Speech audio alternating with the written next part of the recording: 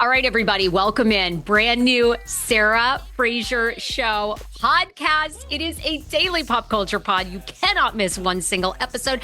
Honey, we cover everything under the sun, from Sister Wives, probably one of the highest rated and longest running reality TV shows on TV that is not a competition show like Survivor, to, of course, Blake Lively and everything that is happening there. We need to get into an update on that this week.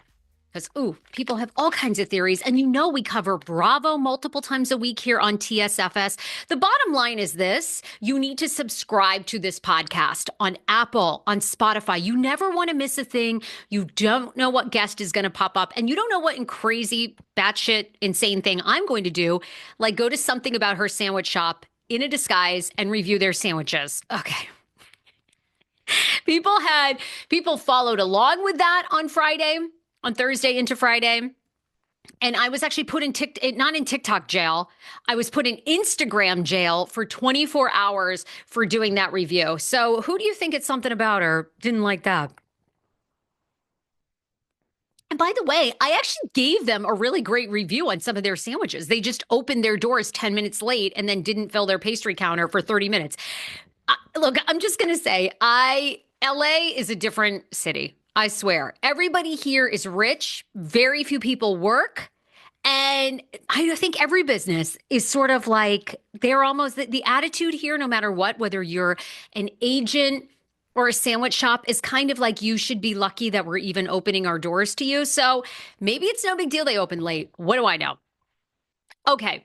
You never know what you're going to get, but today you do know what you're going to get. Last night, Sunday night, was much anticipated, much talked about. If you are a Sister Wives fan or if you've kind of known this show, tragedy struck this family 1 year ago on March 5th, 2024, when Garrison Brown, the son of Janelle and Kody, took his own life.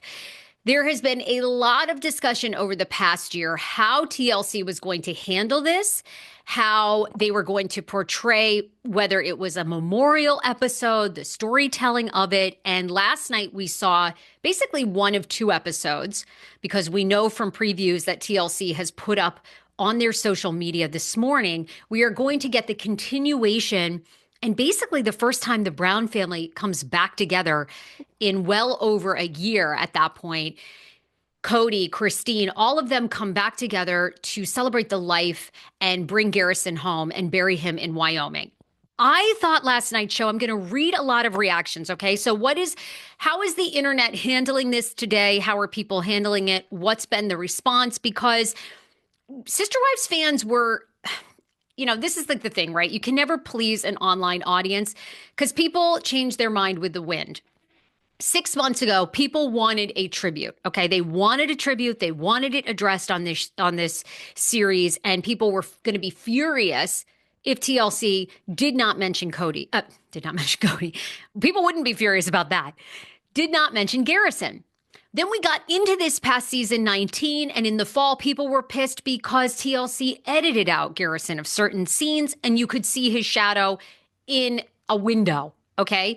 Then, as we led up to, and we found out a month or two ago that there was going to be a kind of memorial episode and TLC was going to address it, you had people that were angry about that and said they shouldn't address it, that it's disgusting, all this stuff. Anyhow, I think they needed to address it. This family has been on TV since 2010. We watched this young man grow up on television, and they did a great job last night, in my opinion.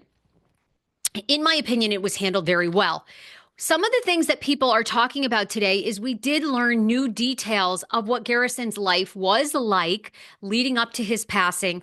And also we learned how the family found out. Okay. So one of the scenes that was talked about and shocking. Oh my gosh. Thank you for the gift, Susan. Oh, love you, Susan. Everybody hit the likes. Everybody share this with someone that loves Sister Wives or reality TV or is just simply bored at work. One of the things that we learned last night is Mary found out about Garrison's death while recording a confessional for Sister Wives. Okay. You see the producers say to Mary, all right, let's talk more about the carriage house. I can't remember what the other thing was. Maybe something about her dating. Let's talk about that. And she's like, oh, this is weird. Kody is calling me. She's like, I'm not going to answer it. Sends him a text. Then she's like, wait a minute. Kody's calling me again. Says it's an emergency. So she, is kind of like, wait, I need to take this. And then that's how she finds out. All right.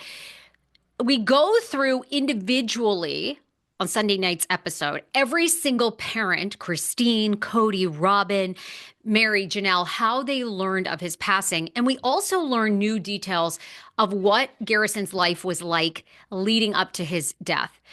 One of, I think, the saddest moments was learning that Madison and Caleb had gotten him he was so close to moving to North Carolina. And I think that's one of the things, right? When you lose somebody, all the what ifs. I understood what Kody was saying in that scene where he said, I have to play out the what ifs to move forward. I think a lot of us do that. I've been doing it with my uncle, my Georgie, my gunkle who passed away. And again, Georgie was 73. He lived the best life. As you all know, I cleaned out 30, sex toys. I don't even know if I can say that on TikTok. Anyway, love toys from his apartment. The man was living his best life. But I do think about if he maybe hadn't have partied so hard in his 70s, would he still be here? Yeah, he would have. But he went out the way he wanted. So I guess I get the what ifs. Okay, so what people are talking about too is really, Janelle, and I thought this was so brave because when someone passes away that's young, in this situation where they unalive themselves or it's it's a substance overdose. A lot of times, and I don't blame people, they don't want to talk about it. They don't want to talk about the details. Janelle, man, she deserves so much credit for this. She said, look, he never had a problem with alcohol until COVID hit. And then it was like a flip, a switch flipped. And she says in the last year of his life, something really went off, something mental health wise went off, alcohol went off, and they had really been worried about him. They'd offered him a ton of help, a ton of resources. How much does that resonate with people? How much does that resonate with audiences? I mean, how many of us have a family member who we've tried to get sober, tried to get mental health, and once they're an adult, very hard to do. So she says, we gave him every resource, every opportunity. He didn't want to walk through that door, but we never thought this would be the outcome. So how are fans react? Okay, so those were the big stories that people are talking about, okay? How Mary found out while filming live, the kind of details about how Garrison was so close to moving to North Carolina with his siblings, how, he really struggled in the past year of his life. And it was a shock to the family, but they knew he'd been in this rut and had really tried to help him with every resource they can. Doesn't make it ever easier. Okay. And the other big thing last night, which a lot of people are talking about, and I'm going to read the comments, is Kody Brown admitted, he basically said, what do I do with this? How do I continue to go on? I know there's more I could have done. I should have reconciled with him before he passed. I want to take him home. I mean, that part just got me. I was so emotional. You can go and listen to the podcast. I have a whole recap just dedicated to that because we're going to talk about some other things later today. Or later on this episode. I mean, I'm not going to make you wait till 4:00 today for another freaking episode for the love. Anyhow, I just lost it. Kody really said, what have I done? I thought Kody took accountability last night for a lot of it. So let's go to what people have to say. Okay, on my YouTube, that's where people are leaving reactions today about this episode, if they thought it was well done and what they felt overall. You can also leave a comment here on the TikTok lines, and I'm going to read those. So Tammy writes, when Gabe talked last night, I absolutely lost it. All I could think about were all the old episodes of Gabe and Garrison, two little boys sharing a bedroom, getting into little boy fights. They were the best of buds. That scene and those confessionals hurt me so much. Oh, Sister Tiffany writes, Garrison needed his father. He needed Kody to be a dad to him in a front-facing way. But Kody's pride and juvenile way of dealing with rejection and accountability got in the way. He was struggling at the dinner table with his family. If you recall, when he said Robin can have him, we don't need him as a father figure. That scene, of course, went down in season 18. People are criticizing online, especially on my forums, Kody and Robin. I mean, I even saw a comment about how their reaction shouldn't have been included. I thought that was really harsh. I mean, guys, they are parents. They are I mean, they're deeply impacted. I thought Kody was deeply impacted last night. I thought it was so sad watching Kody. In fact, some of the scenes with Kody, I think, were the hardest ones because how many people do we know who have parents like that in situations like that? I think they absolutely should have been included. They obviously were, and they both seemed absolutely devastated. Christy says, last night episode was so hard to watch as a longtime viewer. Angelica says, I never thought I would say this. I feel really bad for Kody. My God. I did too. I thought Kody was absolutely heartfelt last night, took responsibility. To me, that was, I mean, the guy, why he's so good at reality TV is he is a bit delusional, right? Those are the best reality TV stars.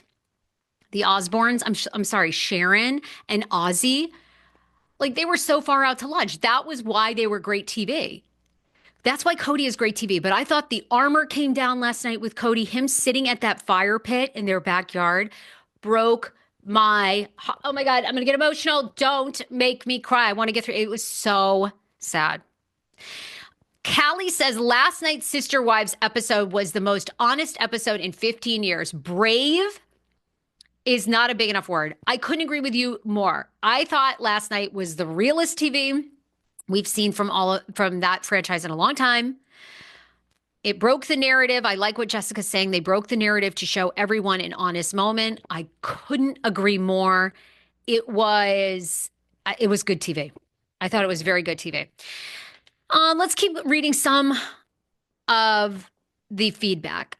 This is a horribly heartbreaking episode. May God grant Garrison the peace and love that he was so desperately seeking. God bless the Brown family as well.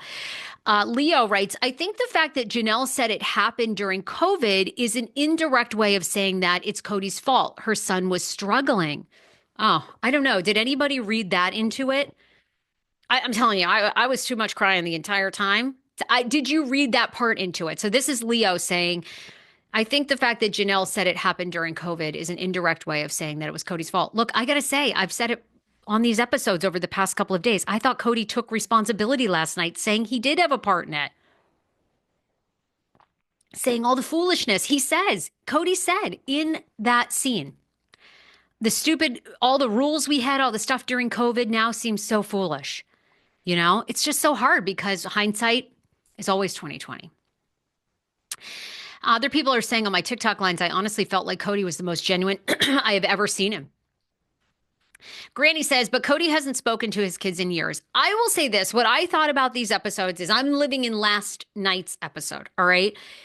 In last night's episode, he says he wants things to change. He said that throughout season 19. Will season 20 be somewhat of a reconciliation between Kody and Robyn and their kids? I sure hope so. What do I know in real time now is what I hear from Madison, what Madison says, which is they don't have a relationship. Now, does that mean Kody and Robyn don't have a relationship with their other kids? I don't know that. Mykelti and Tony have said their relationship has changed a bit, but I don't know where Kody and Robyn stand with most of their children, aside from Maddie. And I know Mykelti and Tony and them all say, you know, they've had different situations. Okay. Mensa says, so many people in the entertainment industry just report deaths with indifference, just going through the motions. So you crying is sad and had me tearing up with you, but shows you care in most ways, not just a viewer. Garrison's body is gone, but his spirit is another star in the sky, guiding those who need it in the darkness. Oh my God. Well, Look, I am the worst person when it comes to death. I don't care. I could be talking to a stranger. If a stranger tells me that, you know, someone in their family died and they hated them, like I will be a ball of tears. I think death is so hard. It's so final. And it's not hard for the person that died. It's for the rest of us. That's what's so hard. And anybody that dies, I get emotional and then we'll move on, but it's, you know, their memories live with you forever. It's so hard. You guys are going to make me cry. It was brutal. It was just very sad. It was very sad. Okay.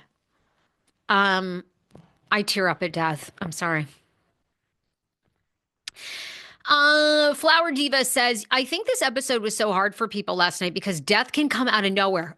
I couldn't agree with that more. And just interrupt your life when you least expect it. I think that's exactly how it happens. No one is ever expecting it. And I think that last night's episode did a really great job of showing that death can come out of nowhere. Okay, I love that comment.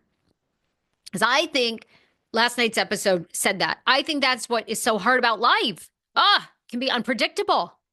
You know, they knew he was struggling.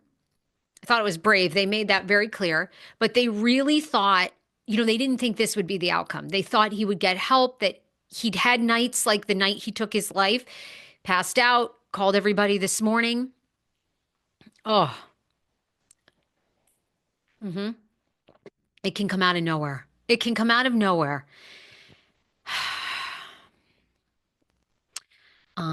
Granny on my TikTok lines is very upset with me in all capitals. Why aren't you sad for those kids he still has no relationship with? I am sad about it. I'm sad about the whole thing.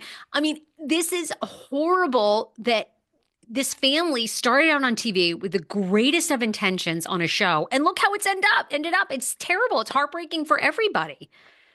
It was sad in season 18 to see those kids say, okay, we're going to wash our hands of Kody and Robin. That was so hard. Absolutely. My heart breaks for this whole show. Somebody said, Sue says, I never watched before last night, but I cried the entire episode. It was a tearjerker. I thought it was one of the most emotional episodes on television, aside from RHOBH, when Kyle Richards' friend Laureen she also died by unaliving herself. It's so hard.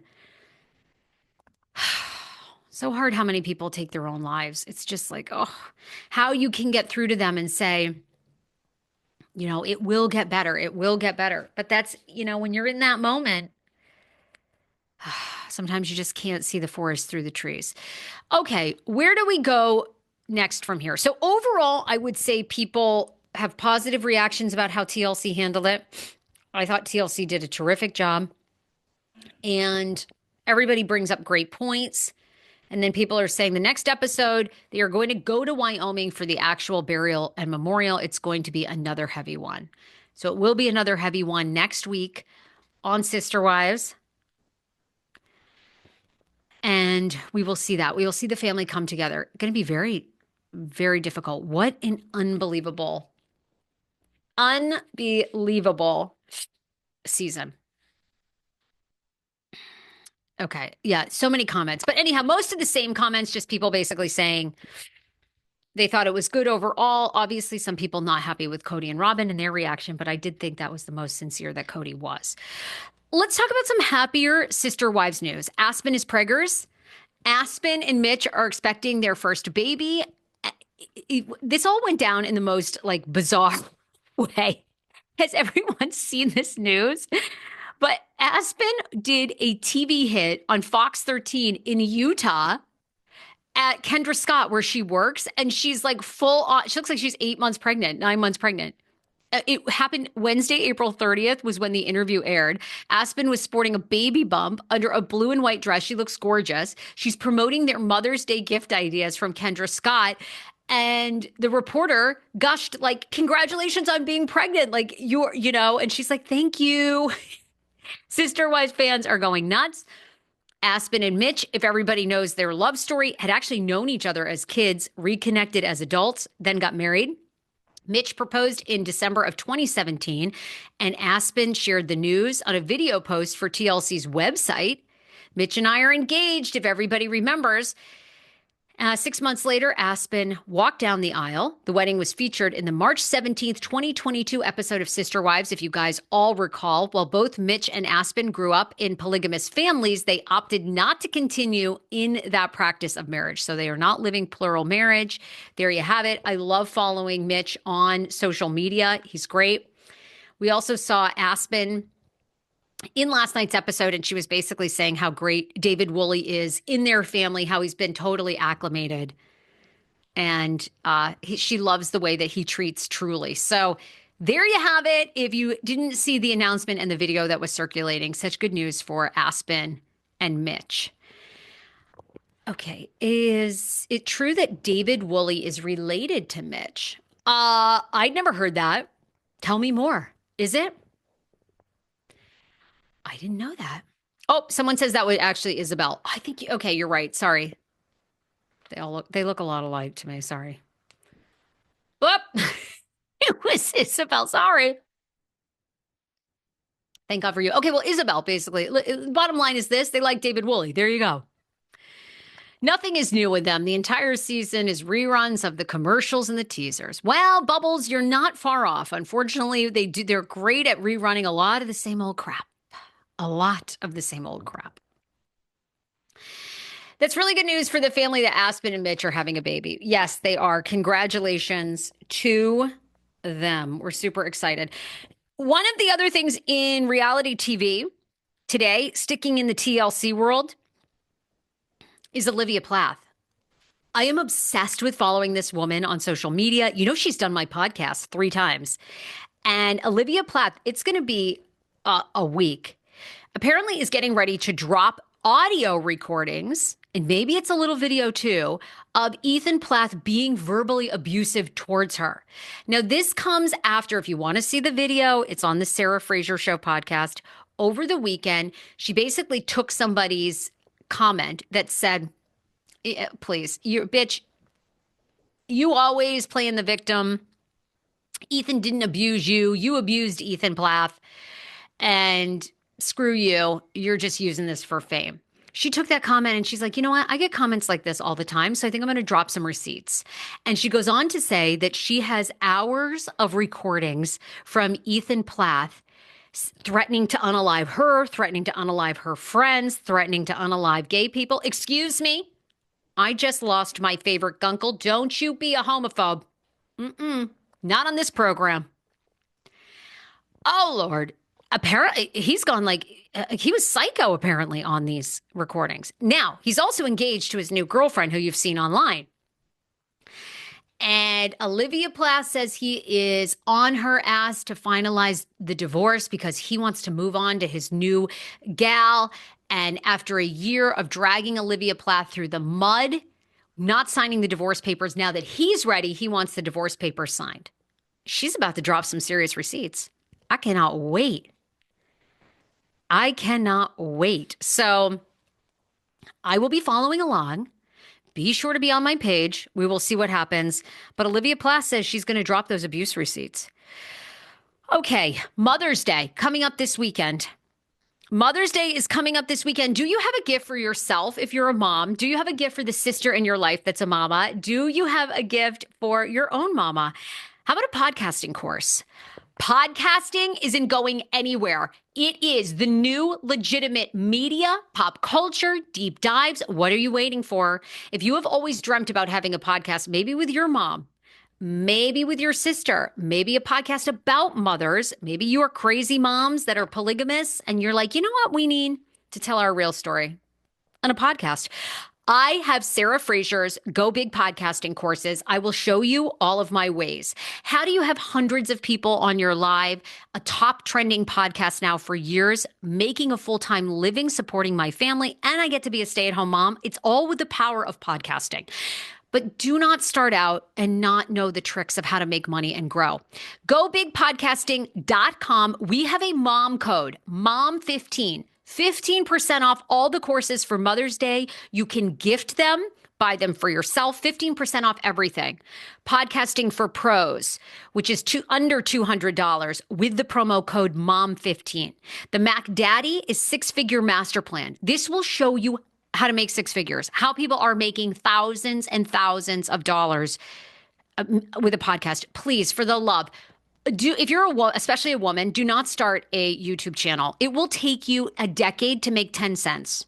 Start a podcast, put it back on YouTube. I show you on my 6-figure master plan course how you can use YouTube because it's a number 1 search engine, and have it be like a secondary, very low stream of income because you ain't gonna make 2 nickels on YouTube. The bottom line is, if you have any questions, you can reach out as well. GoBigPodcasting.com. Perfect Mother's Day gift, Mom15. You can also consult with me one-on-one direct. Just email thesarahfrasershow@gmail.com. Okay, speaking of TikTok, and because we go live here, a TikToker has gone viral. She is a professional bikini waxer And she's begging women to stop these common hygiene mistakes that she says she sees all the time and are terrible for your health. The US based waxist, Rachel Johnson, is on TikTok. And she's giving people, she says that when she waxes women, it's some of the crazy stuff, the craziest stuff that she's ever seen. First of all, she says more women than you know wipe, down there, they wipe from back to front instead of front to back. She says one of the scariest things is women are not being taught proper hygiene. So they are wiping front to back. They are putting like all kinds of feces and gross stuff in their hoo-ha, which can cause urinary tract infections and also leaves toilet paper in your coochie oochie. Toilet paper and fecal matter in your coochie oochie when you get in a wax. Excuse, what? I don't even want to shame people because there are people listening to this podcast that nobody ever showed them how to properly wipe. So I will say this because I can relate to this on, well, not the wiping, but close. My mom never showed me how to like properly use a tampon. When I used my first tampon, I thought you were supposed to put the cardboard applicator in as well. I can't even. Excuse me. I can't even come for you if you're a woman wiping front to or back to front. Because the first couple of times I put in a tampon, I thought you were supposed to put in the cardboard applicator too. I didn't realize the applicator helped you insert it. And I was saying to my girlfriend, Monique, I go, Monique, why? Are tampons supposed to hurt this much? And Monique's like, no, what do you mean? And I'm like, the cardboard part, like, does the cardboard part hurt your coochie oochie? And she's like, you don't put the cardboard part in. I'm like, oh no. So I can't come for the women in these waxing hygiene stories, okay? So she says, do not come to your waxing appointment if you wipe back to front. You got to wipe front to back. She says the amount of dingleberries that women come in with in their coochie oochie getting it waxed is unbelievable. She said that if you don't already know this, and there's no shame here at the Sarah Fraser Show because, again, my tampon story. But she says you should shower before you come to have a wax. Otherwise, some women, she says, more than you know, will go to the gym and then come in for a bikini wax. She said, you're so susceptible because you have all this sweat bacteria around your vulva. It can be foul smelling. Now you're laying on their table. It's extra cleanup for the waxist. And also you've got sweat and particles down there. And now we're introducing hot wax and other applicants that could cause an infection. What in the world? So shower before your waxing appointment, wipe front to back. Don't go to the gym and then come in for a hoochie coochie wax. She also says that women will have hot sex with their partner. If you are sexually active with your partner before your appointment, chances are high that we know it. What? Johnson explained that the hoo-ha muscle contracts when the air is ripped from the skin, causing the release of bodily fluids that may be inside the hoo-ha. Oh, I cannot. I cannot. These waxers have to see all that. When you pull the strip from the area, you know what is seeping out of you. Okay, for the love. What is with? I'm falling out of my chair. I'm falling out of my chair. Oh my God. These women are coming in to get their coochies waxed. They just hit it and quit it with their husbands and their boyfriends. And then all that stuff is seeping out. What in the world? What in the world? Be mindful when you're getting these services, says Rachel. If you want to follow this woman, she is a waxist, Rachel Johnson on TikTok. I am rolling. Ms. Johnson says, I cannot tell you how many clients I've had come in and say, hey, sorry, I'm late. I was at a workout class. Or sorry, I'm a few minutes late. I just came from the gym. Why would you do that? She says, if you say, hey, I was just at the gym and I'm sweaty down there. I need to shower before my wax appointment. I promise you, I might even give you an actual discount, she says. She advised exfoliating in the shower and thoroughly washing yourself. You need to be exfoliating your whole body, including your hoochie coochie area a little bit, not inside, outside. Use a washcloth or a loofah of some sort. I use a silicone one because it doesn't harbor bacteria as much as a netted loofah. You need to wash your whole body. You need to be spreading your bum cheeks, get the water in between them in the shower. You need to wash your legs and your feet. You cannot just use your hands. Again, no shame if you're listening to this and you're like, oh, I never shower and clean between my bum cheeks. Now you know, okay? And by the way, don't use the cardboard applicator in your hoo-ha. There's a tip. I love this story. Vicky says, wait, people don't do this? People don't do this. This is from a professional waxer. She's on TikTok, and now her video has hundreds of thousands of shares. I would never get a wax for all of these reasons. It's way too intimate. I love a wax.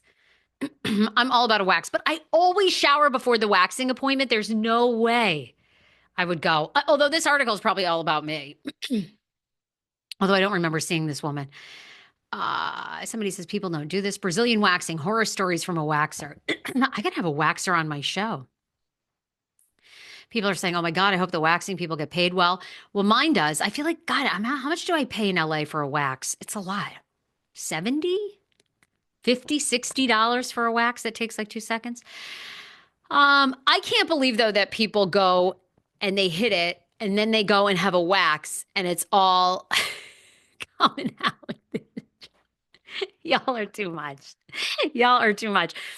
And I want to thank you guys. I'm going to do a full recap this week with David Yontef about our live podcast show that went down May 1st, last Thursday. It was so much fun. Fellow podcaster David Yontef and I do a couple of live podcasts every single year. You can hop on. You can ask us anything. And it was so good last Thursday night. Oh, my God. People had Kane Show questions from back in the day. Woo. Kane Show questions, Real Housewives of New Jersey questions, a theory about Morgan Wade and Kyle Richards. It was juicy. Elvira says that as a professional waxer, all this is 100% true. Girl, I don't know how you do it. Who are these people not taking a shower? And how do women... I know if your mama didn't teach you, you don't know to wipe front to back. But the amount of women out there wiping back to front and getting them dingleberries all in there, no. Piper, no. Tsunami. No. Okay. You guys, we're live on Mondays. We're usually live on Tuesdays, 9 a.m. Pacific time here on the TikTok. Love you all. Bye, everybody.